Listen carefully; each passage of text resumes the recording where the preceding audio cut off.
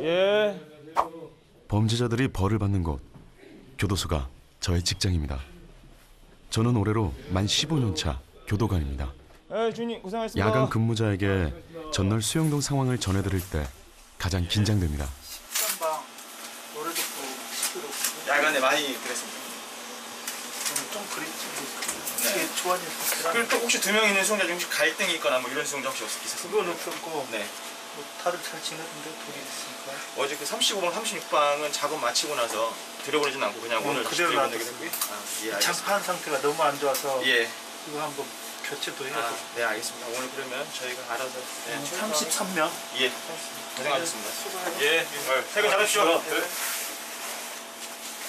오늘 저기 뭐야? 저와 함께 6개월 동안 이 수영동에서 동고동락해온 문상철 교도관입니다. 수용자들을 생각하는 마음, 관리하는 방식이 같아 환상의 콤비라고들 합니다. 야간 시간에 제가 근무하는 이 수영동은 교도소 안에서 다투거나 문제 행동을 일으켜 조사를 받고 징벌을 받는 조사징벌 수용동입니다. 하루도 바람잘 날 없는 곳인데요. 요즘은 거실 난방 공사까지 겹쳐 정신없습니다. 그리고 나머지 방들도 지금 작업 안 한 방들이 좀 있거든요. 열려있는 방들 중에 26방. 비영상 거실들 작업 안 한 방들 작업 안 한 방? 있으니까 오케이. 그것도 일단 다시 채우는 걸로? 예, 장판을 다시 덮어가지고 여기 17방. 네. 14방. 일과 시작했으니까 다른 것이라고 얘기하지 마세요. 예? 야간에 뭐 특별한 거 없었죠? 예. 야간에 또 시끄럽게 하거나. 저쪽에 약간 저쪽에 나가도 돼요? 좀 시끄러운데. 항상 다른 수용자가 시끄럽게 하더라도 또 같이 시끄럽게 하면 더더욱 시끄러우니까. 뭐 때문에 내려온 거니?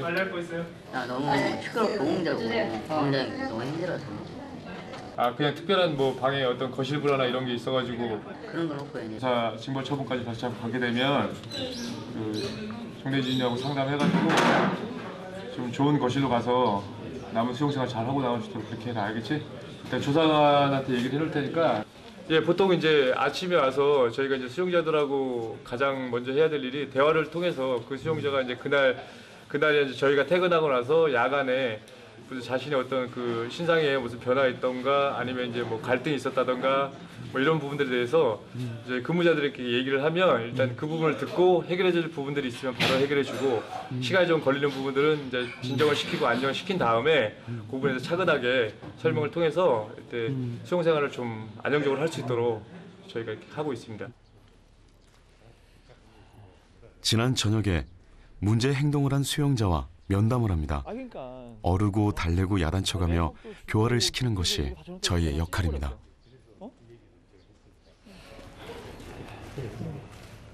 나한테 잘하는 건 항상 바르죠. 그냥 수용자 다른 수용자한테 불편을 주었고 다른 수용자가 계속 문제를 제기하고 그러면 혼내고 그러면 반성한다고 죄송하다고 그러면 하고 그래 믿음.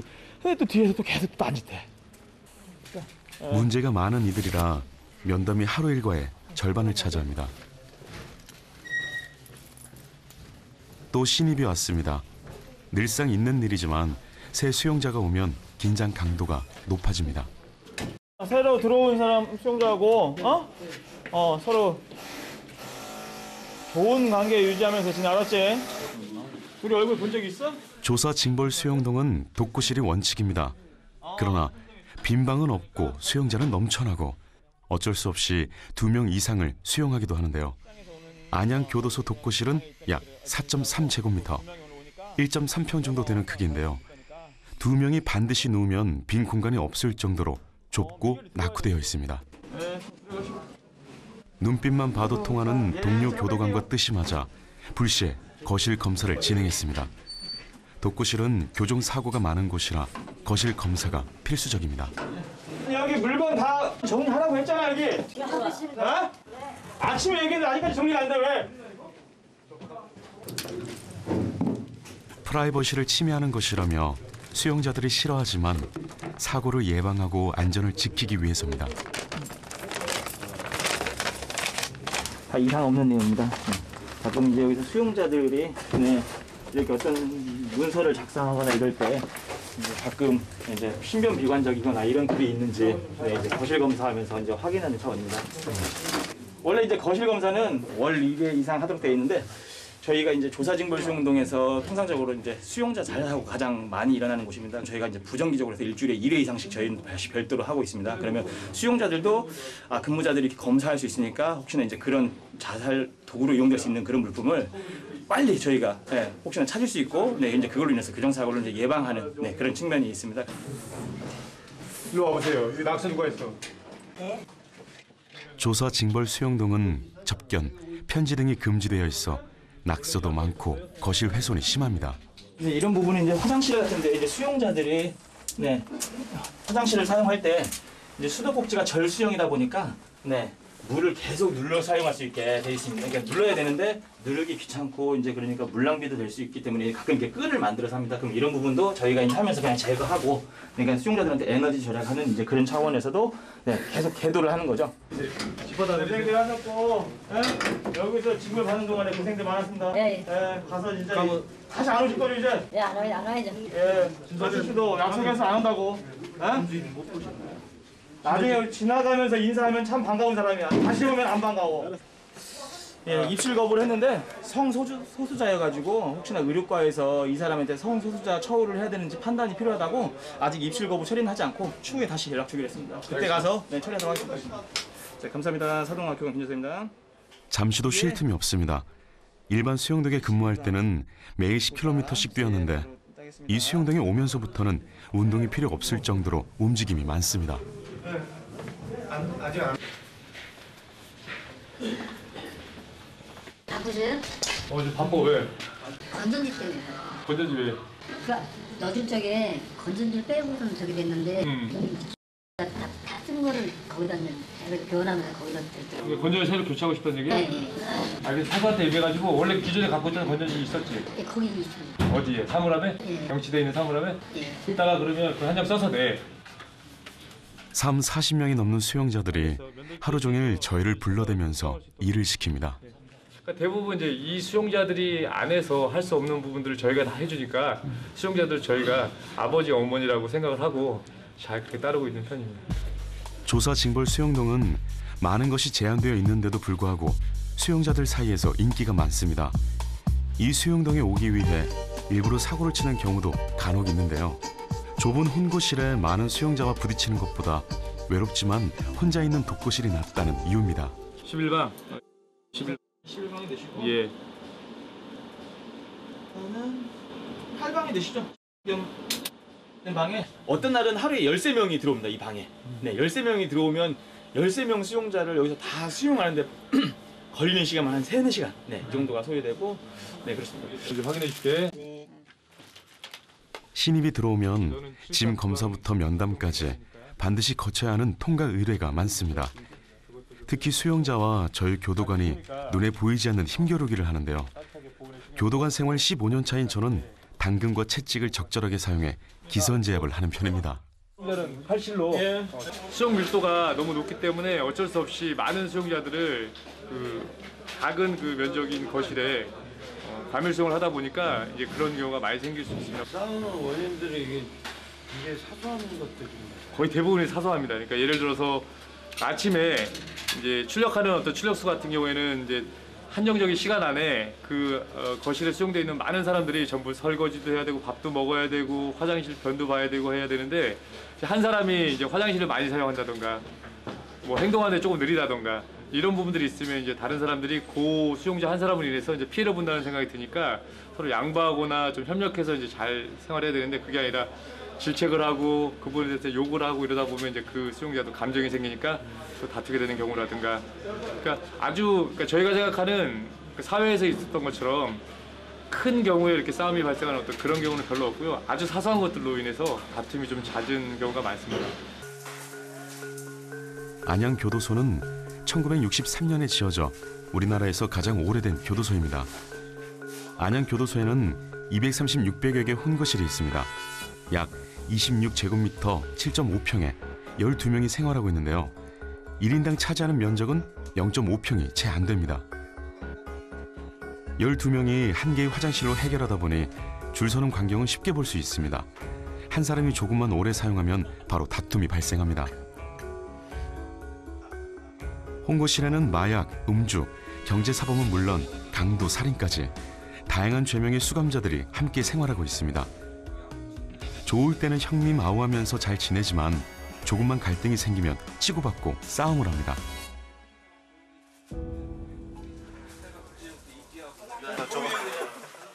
세탁물이 들어왔습니다. 요즘에는 수영동 공동 세탁기로 빨래를 해서 넣어주는데요. 말리는 것은 거실에서 해야 합니다. 2016년 헌법재판소는 교도소 과밀 수용은 기본권 침해라며 위헌 판결을 내렸습니다만 해결의 기미는 보이지 않고 있습니다.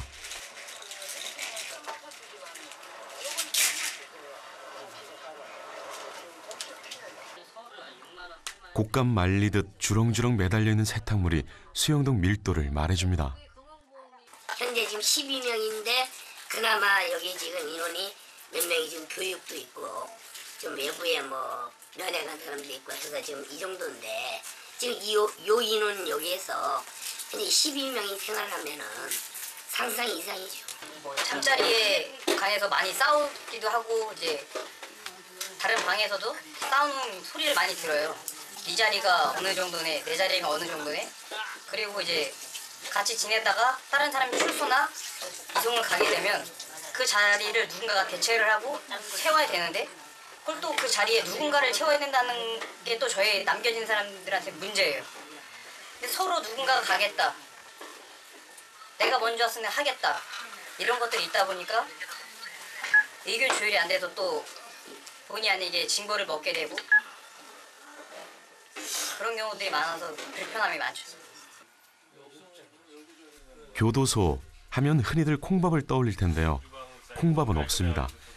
콩밥은 1986년 자취를 감추고 이후 쌀과 보리가 혼합된 잡곡밥이 나오다가 지금은 100% 쌀밥입니다. 반찬은 보통 일식 3찬이 지급되는데요. 먹고 싶은 만큼 덜어먹는 자율배식입니다.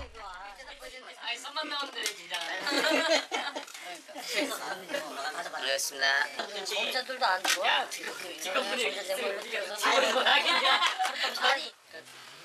수고 많으세요. 안녕하세요.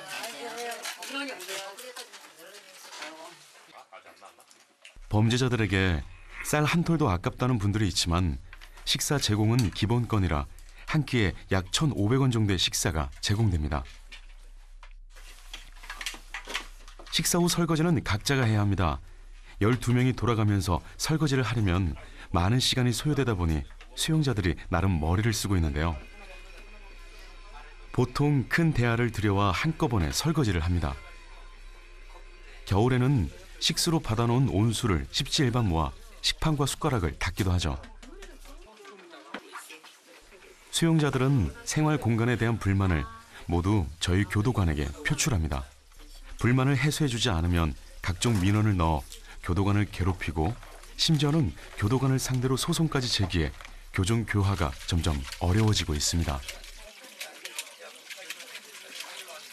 저희가 학교에서 한 개의 거실에서도 교육하는 학생들에 대해서 점점 학생 수를 줄여가지 않습니까? 그 학생에 대한 교육의 효과를 높이기 위해서 인원을 줄이고 있는 것만큼 교도소에서도 그 수용자를 관리하는 데 있어서 교도관 1인이 맡아야 될 수용자 인원이 줄어든다면 그 수용자에 대한 처우의 깊이나 그거에 대한 연속성이나 이런 부분이 지금보다 훨씬 더 효과가 좋아질 거라고 생각합니다. 일단은 저희가 그냥 단순히 지금 가두는 것뿐만 아니고 정말 이 사람에 대해서 교화를 할 수 있는 그런 여건이 정말 마련된다면 더 없이 좋겠죠.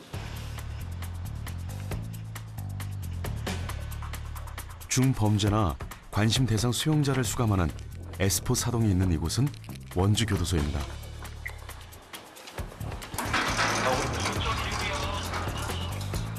또 사건이 발생했는데요.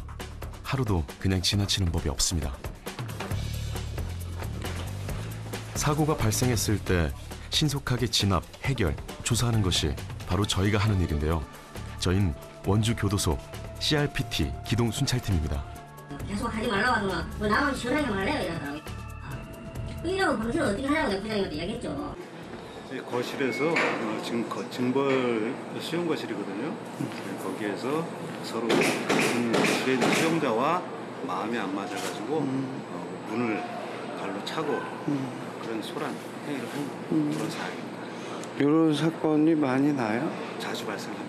이제 조사를 해봐야 되고 절차대로 조사를 하고 처벌 사유가 있으면 처벌을 받게 되고 그렇게 좀 이것이 법에 따라서 처리를 하게 되겠습니다. 원주 교도소에는 약 270명의 교도관이 750명의 수용자를 관리하고 있는데요. CRPT 기동 순찰팀은 7명뿐입니다. 수용자의 난동, 소란, 폭행 이런 규율 위반의 행위에 대한 출동해서 초기 진압, 제압해서 기초조사까지 그리고 이제 평상시에는 순찰, 예방 활동을 위한 순찰, 그다음에 수용자 규율을 잘 준수하도록 지도, 그다음에 외부에서 요인이 방문했을 때 요인 경호 이런 일들을 주로 하고 있습니다. 거실 검사는 수용동을 관리하는 교도관이 상시적으로 하지만 저희 CRPT 기동 순찰팀의 거실 검사는 좀 더 면밀히 이루어지고 있습니다. 쇠창살 혹시나 그 절단을 해서 훼손하거나 해서 또 그런 교정사고 발생할 수도 있기 때문에 그 예방 차원에서 하루에 2개 거실씩 매일 실시하고 있습니다. 예전 사례를 들어보면 셋톱 있지 않습니까? 셋톱. 그런 조각 주워 가지고 하루에 조금씩 이렇게 훼손을 해가지고 그쪽을 이용해서 도주라든가 그런 사고가 발생했던 사례가 있거든요. 어떤 경로를 통해서 들어오는지 알 수 없는 부정 물품, 기발한 아이디어로 만들어진 물품들이 나오기도 하는데요. 수용자는 숨기고 저희는 찾아내고를 반복합니다.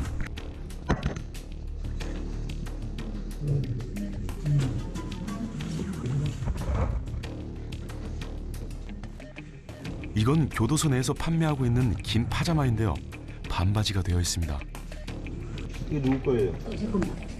이거 누가 건조했지? 본인이 건조했나? 예. 왜? 아니 몽실하고 앉아. 이걸로 목도리 만들었다고 잘라서? 목도리 어디 있어? 또 있어. 파자마를 잘라 만든 목도리가 시중에서 판매하는 방한용품인 맥워머와 너무 똑같아 순간 저도 설득당할 뻔했습니다. 하지만 규정 위반입니다. 이거는 본인이 산 물건이지만은 견조 후 원상 회복이 불가능하기 때문에 해지합니다. 예, 알겠습니다. 이 없죠? 예. 이번에는 다량의 약이 발견되었습니다. 교도소 내에서 약을 보관하는 것은 금기 사항입니다. 약을 모아 한꺼번에 먹고 사고로 이어질 수 있기 때문인데요. 가끔 발생하는 교정 사고 중 하나입니다. 왜 안 먹고 이렇게 모아놨어요? 안 먹으면 일반적으로 버리는 게 정상인데 저거는 보관해서 은닉한 용도로 지금 보이는데 은닉한 걸로 누가 달라 그랬나 약을? 아니. 그럼 모아서 뭐 하는데? 뭐 하려고 한 거 아니고. 약 먹지 말라는 거 기본적으로 규정을 알고 있죠. 예. 앉아 있어요.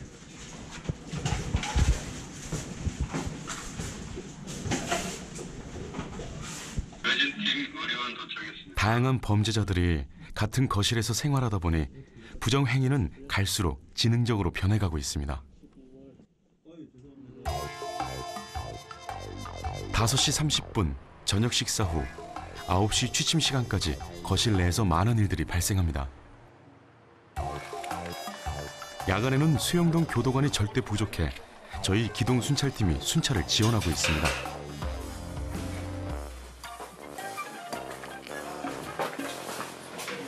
금수! 예. 여기가 차주를 하고 있죠? 맨날 이러고 있는 건 아니겠지? 많이 아파요? 약은 먹었어요? 네. 거기도 아예 지금 몸이 많이 안 좋으니까 이불을 피고 옷 벗고 이렇게 누워요. 알았죠? 집중력과 세심한 관찰력이 있어야만 합니다. 여기 저 화장실 들어가면은 저거 밑에 붙이지 말라고 몇 번을 얘기했는데 저거 또 붙였어요? 저거 띄어요. 그 수건 띄고 밑에 거는 그리고 거기 앞에 그 수건 거리 만들어 놓은 거 문에 저거 떼가지고 오세요. 그거 저기 그 박스 테이프를 붙여놓은 건가? 일로 가지고 와요. 1,400 어디에요, 연달이? 첫 번째? 11번? 잠자리 몇 번째? 세 번째? 번 어디에요? 번 화장실 앞에. 좁은 거실에서 서로 좋은 자리를 차지하려고 다툼이 자주 발생하고 상대적으로 힘없는 수용자들이 피해를 많이 봐 취침 자리는 정해져 있습니다. 어떤 거실은 취침 자리를 확인하고 어떤 거실은 그냥 지나치는 것처럼 보이겠지만 나름 원칙이 있습니다. 수용자 간의 그 서열화를 예방하기 위해서 그 거실에 들어간 날짜 순으로 수용자들이 가장 좋아하는 자리, 그 자리에서부터 1번, 2번, 3번 이런 순차적으로 화장실 앞에가 가장 최근에 들어온 수용자 이 이제 순서대로 취침 자리를 지정을 해줬거든요. 근데 이제 제가 지금 확인을 한 그 거실이 다 노란 명찰이 있는 거실만 제가 확인을 했잖아요. 노란 명찰을 그 수본을 갖고 있는 수용자들이 주로 조직폭력 사범 그리고 관심대상 수용자 이렇게 좀 수용자들 사이에서 나름대로 좀 힘이 있다고 생각하는 수용자들이 노란 명찰을 달고 있거든요. 그 거실에서 그 수용자들이 멋대로 그 취침자리 지정된 대로 자지 않고 멋대로 할까봐 그 거실을 중점적으로 좀 확인을 하는 겁니다. 잘 지도록 하세요. 교도소 내 군기 반장이라고 불리는 우리가 출동하는 일이 갈수록 많아지고 있습니다. 교정 교화가 잘 안 되고 있다는 뜻이기도 하죠. 일반 과실범들 같은 경우에는 어떻게 보면 수용자들 죄를 짓고 들어온 사람들한테 뭐 선하다고 표현하면 뭐일지 몰라도 저는 이제 상대적인 거를 말씀드리자면 그런 장기수 그런 소위 말하는 악질 범죄를 저지른 수용자들하고는 아주 판이하게 다릅니다. 근데 이제 원주 같은 경우는 그런 수용자들을 완전히 구분해서 수용할 수 있는 시설이 안 되다 보니까 그런 수용자들하고 같이 섞이다 보니까 오히려 상대적으로 같은 수용시설 안에서 그런 착한 수용자들이 피해를 보는 경우도 왕왕 있고 그리고 또 악성 감염이라 그러죠. 죄질이 진짜 극히 불량한 수용자들한테 그 범죄 성향이 감염되는 그런 사례도 없지 않아 있다고 저는 보고 있거든요. 그럼 이걸 해결하려면 어떻게 해야 되는 거예요? 제가 그 부분에서 말씀드리자면 일단은 시설이 보완이 돼야 되겠죠. 1급 수용자부터 4급 수용자까지 있다라고 하면은 그 수용자들을 급수별로 나눠서 처우를 하는 것이 가장 이상적인데 그 수용자들을 그 섹터별로 나눠서 수용할 수 있는 수용시설이 없습니다. 모자르죠. 우리나라에는 53개의 교정시설이 있습니다. 약 47,000명을 수용할 수 있는데요. 실제로는 55,000명이 수용되어 있습니다. 과밀이죠. 범죄자인이 그 정도 불편함은 감수해야 한다고 생각하는 사람들도 있지만 과밀 수용은 재범률을 높이고 있습니다. 지금 각 교도소마다 모두 100%를 넘습니다. 대한민국의 모든 교도소들이요. 심한 경우는 120%의 수용률을 보이는 경우도 있습니다. 무슨 말이냐면 100명이 수용돼야 할 그 교도소, 그것이 사실은 100명이 다 찬다고 해서 적정하다고 볼 수는 없습니다. 최대 인원이라고 볼 수 있는 것이거든요. 그 수용할 수 있는 그 과거 감방이라고 불렸던 이건 역시 1인당 확보할 수 있는 공간도 사실 최대 정원은 여유 있는 공간은 아닌데 이것보다 더 많은 사람이 들어가 있다는 거예요. 이 과밀의 두 번째 문제는 뭐냐면 원래 목적인 교정교화, 재사회화가 이루어질 수 있느냐의 문제입니다. 그럴 여력이 있느냐. 그렇게 하려면 각각의 재소자들, 각각의 범죄자들이 왜 이런 범죄를 저질렀느냐, 무엇이 원인이냐, 이것을 알아내야 하고 거기에 맞는 개별적 처방이 이루어져야 합니다. 이들이 교도소에 영구히 격리되고 있다면 문제는 다르겠지만 어차피 사회로 나온다면 사회에 적응을 해야 합니다. 사회 적응을 할 수 있는 교정시설이어야만 이들이 다시 포기하지 않고 법과 질서를 지키고 범죄를 저지르지 않도록 할 수 있게 되는 것이죠. 그렇기 때문에 지나칠 정도로 많은 비용을 들여서 지나칠 정도로 호화롭게 하는 것은 옳지 않지만 최소한의 기준과 그리고 어떤 주거 시설로서의 조건들은 갖춘 교정 시설이어야 하고요. 1번 갈게요. 여기요. 8번 갈게요. 예. 예. 어서 오시오. 저희 교도관의 일손을 도와주는 도망갈게요. 수영동 도우미입니다. 네, 서시오. 형벌을 받고 있는 수영자인데요. 청소부터 배식까지 온갖 일들을 도맡아 하고 있습니다. 지금 이게 방별로 있으니까 일단 여기 테이프 하나, 테이프 있나? 테이프 종이에. 그럼 여기 그냥 여기다가 고장 이렇게 써놔. 그럼 내가 이따가 해갖고 말해줄게. 주임님 다음은 여기가 이제 미진역방이라고 있거든요. 그래서 처음에 이제 죄소자가 되면 이제 출력을 안 나가고 여기 방 안에만 계속 갇혀 있는 건데 대부분의 사람들이 방 안에 있는 걸 싫어하죠. 그러니까 이제 출력이라고 해서 이제 노역을 하게 되는데 그 노역 중에서도 뭐 봉투접기나 뭐 여러 가지 이렇게 공장에서 이제 일을 하는데요. 이런 관용부라고 해서 좀 더 많이 활동하고 움직일 수 있는 쪽으로 출력을 하고 싶어서 이렇게 지금 사동도우미 하고 있습니다. 수영동 도우미는 거실 밖에서 일을 하기 때문에 죄명, 가정 환경, 개인 특성을 다 고려해서 엄격하게 선발하고 있습니다. 동생분이 일을 열심히 하시는 거예요? 열심히요? 열심히 안 하는데. 아, 열심히 안 해요? 또 이러신다 또. 형이 그런 말 하는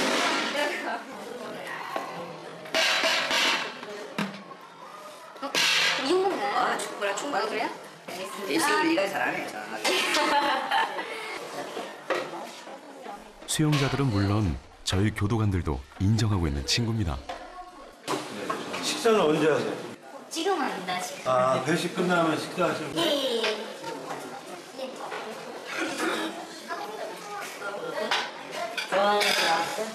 어머니요. 점심은 딱 좋죠. 예. 맛있는 것들이 많이 나왔고요. 안 남을 수도 있어요? 밥이요? 네, 안 나오면 못 먹는 거 아니에요? 그쵸. 가끔 간혹가다 한 번씩 빵꾸 나는데 그러면 하층에 가서 빌리기도 하고 막 그렇습니다. 그래서 이제 서로 도와가면서 하고 있죠. 이 친구도 지금 김치가 모자라. 아, 그래요? 주인 A 씨가 수영동 상층, 미지정 수영동의 미소 천사로 불리는 이 친구는 세상을 놀라게 했던 끔찍한 살인 사건의 장본인입니다. 가능성이 큰 것으로 보고 현장 주변을 조사하고 있습니다. 군대에서 제가 적응을 못했죠. 그래서 제가 적응을 못해갖고 좀 선임들이랑도 마찰도 있었고 그러다 보니까 이제 제가 이제 대처를 계속 했었어야 되는데 그냥 피하는 걸 선택하는 바람에 도망치게 돼서 이제 군무 이탈을 한 다음에 제가 이제 탈영하면서 돈을 가지고 왔었는데 뭐 20만 원인가 가져갔던 것 같아요. 근데 떨어지니까 강도를 하게 되는데 그 하는 과정에서 한 사람이 돌아가시게 되었고 15년형을 받고 지금 7년째 복역 중인데요. 어린 나이에 큰 죄를 짓고 한동안 마음을 잡지 못했지만 조금씩 변해가고 있는 중입니다.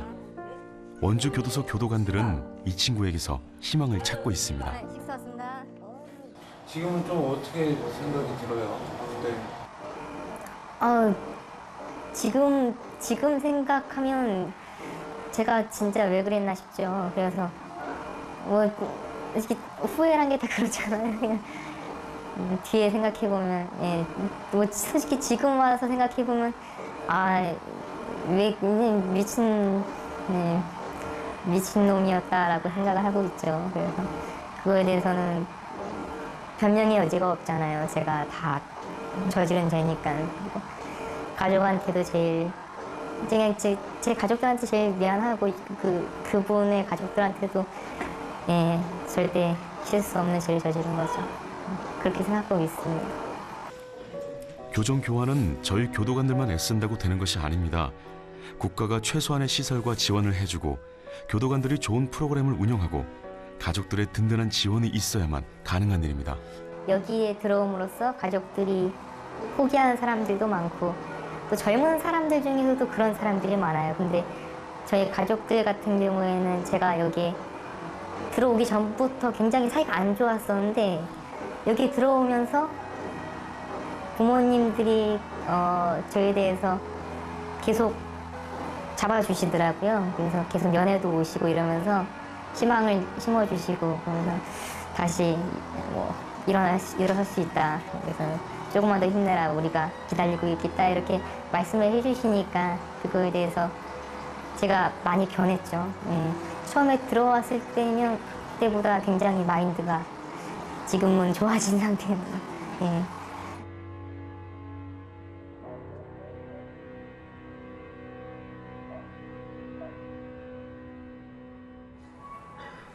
우리나라에서 가장 큰 규모를 자랑하는 대전교도소에서 15년째 근무하고 있는 김성수 교도관입니다. 대전교도소에는 약 2,800여 명의 미기결수와 함께 약 670명의 교도관이 생활하고 있습니다. 제복 입는 저의 모습에 반해 동생도 교도관이 됐습니다. 동생은 김천 소년교도소에서 근무하고 있습니다. 네. 수용동에 들어가기 전 반드시 거쳐야 하는 통과 의뢰가 있습니다. 휴대폰이 반입이 금지되어 있습니다.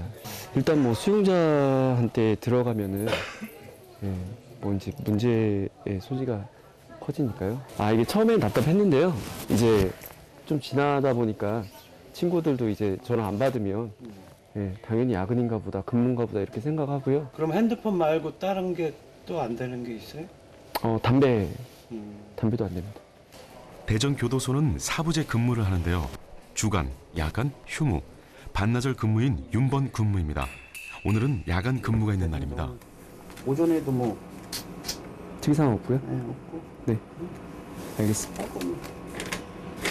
이것만 잘 적어주시면 돼요. 네, 이런 변동 없네요? 이런 변동 없습니다. 예. 20일만 하면. 네, 알겠습니다. 지금 막 밥 먹었고. 네. 고맙습니다. 예. 네. 수고하세요. 주간에 이제 그 특이사항 같은 거, 혹시 뭐 누가 난동을 좀 소란을 피웠다거나 이런 거 있으면은 야간 근무자한테 알려줘야지 야간 근무자도 이제 좀 참고해서 조금 더 자세히 본다거나 뭐 이렇게 할 수 있으니까요. 근데 오늘은 다행히 지금 특이사항 없다고 그래서 특이사항 없으면 아무래도 야간에 시작할 때 부담감이 좀 덜하죠. 수용자들에게 제가 왔다는 것을 알리는 일부터 시작합니다. 잘 지냈죠? 네. 아니. 그래요? 쉬어요? 저 몸이 아파서 어떤 거? 깔것 잊은 게 몸이 안 좋아가지고. 오케이, 알았어. 고생하세요. 네. 이 수용동에는 공안사범, 정신질환자, 조직폭력배 등 교정사고의 우려가 큰 대상자들이 수용되어 있는 독거실입니다. 지금 제가 일단 여기 야간에 2달씩 근무를 하는데요. 뭐 4일에 한 번씩 들어오긴 하지만 그래도 이제 안면이 생기니까 밖에서 그냥 아는 사람 만나면 인사하잖아요. 그거랑 똑같이 그냥 뭐 나 오늘 들어왔다 뭐 이제 이런 식으로 그럼 고생하세요 뭐 이렇게 얘기도 하고. 야간 근무에서 특히 중요한 일은 약을 나눠주는 일입니다. 네, 약이요? 네. 아니, 줄게요. 네.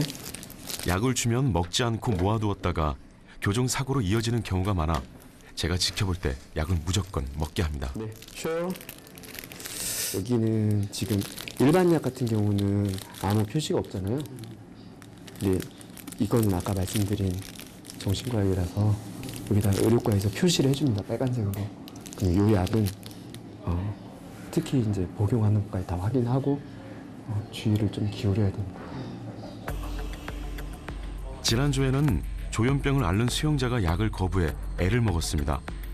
조현병은 약을 잘 먹으면 관리가 되는데 약을 먹지 않은 상태에서 범죄를 저지르고 이곳에 들어와서까지 약을 거부하는 일이 빈번하게 일어납니다. 약을 먹지 않고 난동을 피우고 독거실에서 문제 행동을 해 교도관들의 간담을 서늘하게 하는 일이 발생하기도 하죠.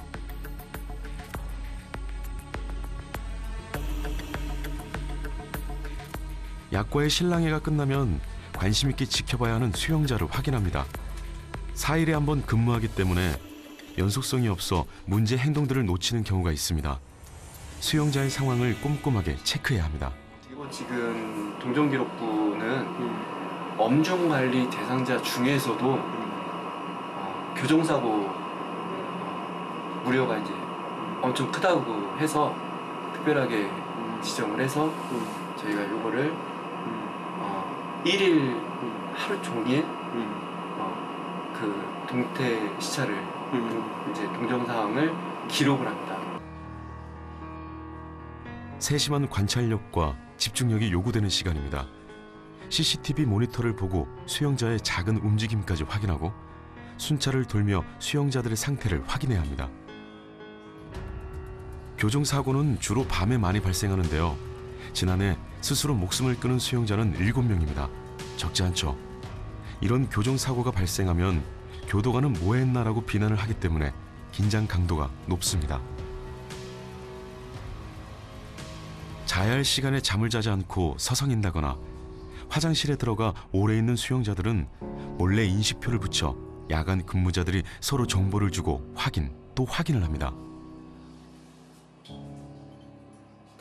요거는 그 1일 중점 관찰 대상자라고 해서 말 그대로 1일 중점 관찰 대상자거든요.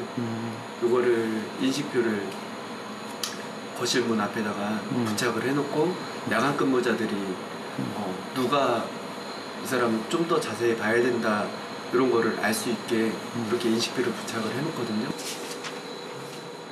야간 근무는 잠을 자지 못해오는 피로도보다 정신적인 스트레스가 훨씬 많습니다.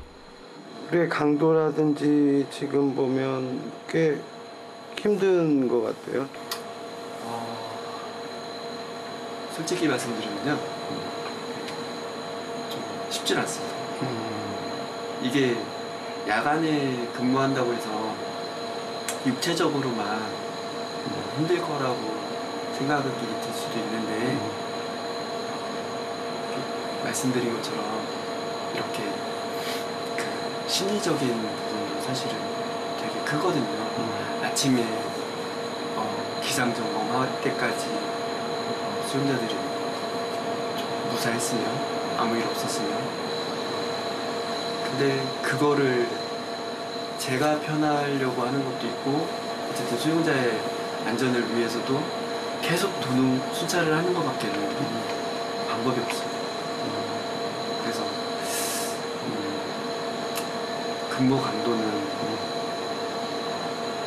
약하진 않은 것 같습니다.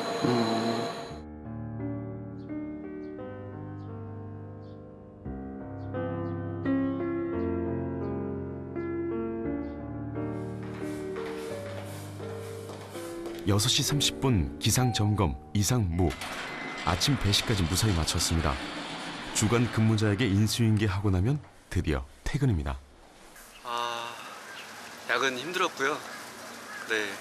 근데 다행히 아무 일 없이 그냥 아무 일 없이 이렇게 나오게 돼서 그러니까 항상 하는 얘기가 그거거든요. 아침에 웃으면서 퇴근하자. 네. 웃으면서 퇴근할 수 있어서 그게 좋네요.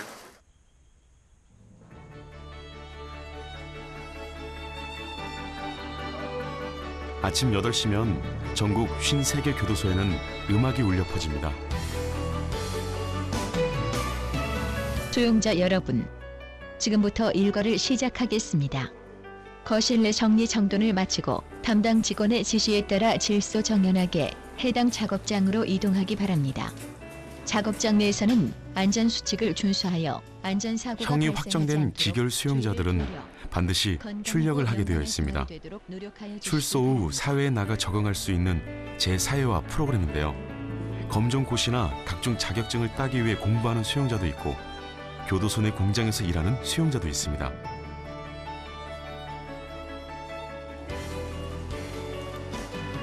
출력 음악과 함께 저희 하루 일과도 시작되는데요. 저는 제 사회와 프로그램 중 건축 시공 기능사 자격증 과정을 가르치는 직업훈련 교도관입니다. 자, 두 줄로 쭉 서봐요. 1991년에 임용되었으니 벌써 28년째입니다.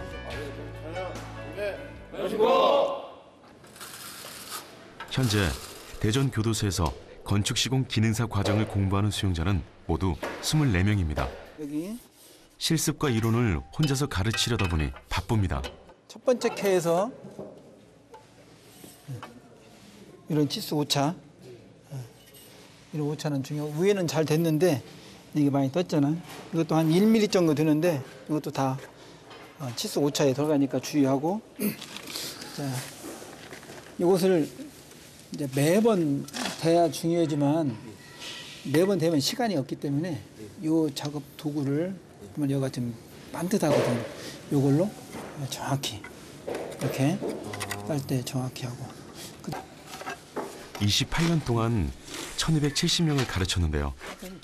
낯선 작업이라 처음에는 어려워하다가 잘 따라오는 편입니다. 조금 어려워도 계속 반복해서 하면은 상당히 어렵습니다. 지금 거의 1년 가까이 됐는데도 좀 어렵습니다. 뭐가 제일 어려워요? 어떤 부분이? 네, 실장님 말씀하신 것처럼 치수랑 이제 수평수질 재는 게 가장 어렵죠. 나름 열심히 가르쳐 자격증도 따고 실력을 키워서 출소시키는데요. 출소자를 받아주는 곳은 그리 많지 않아 속이 상합니다. 밖에서 이제 학교를 다니다 들어왔기 때문에 아무런 제가 할 수 있는 이제 기술적이나 이제 먹고 살 방안이 없었는데 이제 여기서 이제 자격증하고 이런 기술들을 통해서 배워서 습득해서 그걸 통해서 이제 살아가려고 하고 있습니다. 지금까지 가르친 제자들이 매년 전국 기능 경기 대회에서 수상을 하고 있습니다. 칭찬받아본 경험이 적은 수용자들이 상을 받고부터는 눈에 띄게 달라지게 되죠. 그런 보람으로 28년간 교도관을 하고 있습니다. 전체 사포하고 둘째 자격증 딸 때 자격증 과정이 많으니까 자격증 딸 때 하고, 그다음에 더 큰 보람은 여기서 가르쳤던 수용자가 밖에 나가서 취업했다고 연락 왔을 때 그때 가장 보람되죠. 오늘은 선약이 있어 서둘러 퇴근합니다. 저기 반가운 얼굴이 보이네요. 아이고, 오랜만이야. 잘 지냈어? 제가 가르쳐 사회에 내보낸 제자입니다. 결혼식 때 그냥 울다가 엉엉거리고 통곡했어요. 너 어머니? 아니 제가. 왜? 왜 통곡해? 그냥 뭐 그렇게 되더만.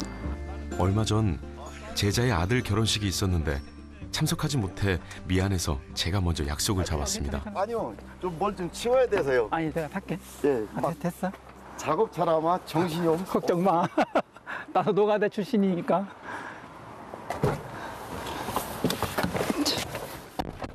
이 친구는 살인죄로 무기형을 선고받았다가 2심에서 징역 20년으로 감형되었는데요.